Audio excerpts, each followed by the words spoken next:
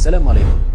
Учурда көпчүлүк баягы жашоонун шарты мына ушунчалык оңолгондуктан, жашоосу мыкты, жегенге тамагы бар, иштегенге иши бар. Кыскасы жашоосу ушунчалык ооз болуп кеткендиктен көпчүлүк учурда Кудай Тааланы инсандар унутуп калат экен.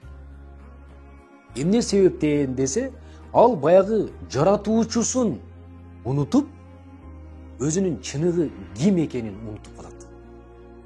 Бул учурда албетте инсан өзүнүн инсандык вазифасынан алыс кетип калат. Инсан бул дүйнөгө эмне үчүн келди? Эмне үчүн? Ушул суроолорго өзүнө так жооп бермейин, ал адашып жүрө берет. Пайгамбарыбыз саллаллаху алейхи вассалам дагы өзүнүн хадистеринде мына ушундай эскерет.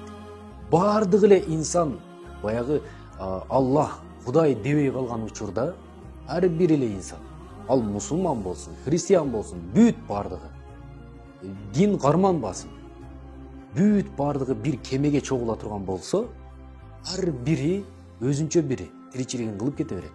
Бирок кеменин асты бир эле жарылып, кеменин астынан суу кирип, эме чөгүп баратканда, ошол жердеги мусулман болобу, мусулман эмес болобу, бүт бардык инсандар Кудай деп калат, Аллах деп калат.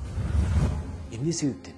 Анткени адамдын көзүнө өлүм көрүнгөндө, адамдын оозунда ушул өлүм алынып калганда, баягы өлүмдү көрүп, ага бир болду эми жашоом токтоду го деген бир ой келе турган болсо, ошол учурда гана Кудай деп калат экенбиз. Бирок мындай жашоо жыргалында ушунчалык Аллах Таала өзүнүн неаматтарын берип турган учурда биз Кудай Тааланы унутуп калат экенбиз тилекке каршы.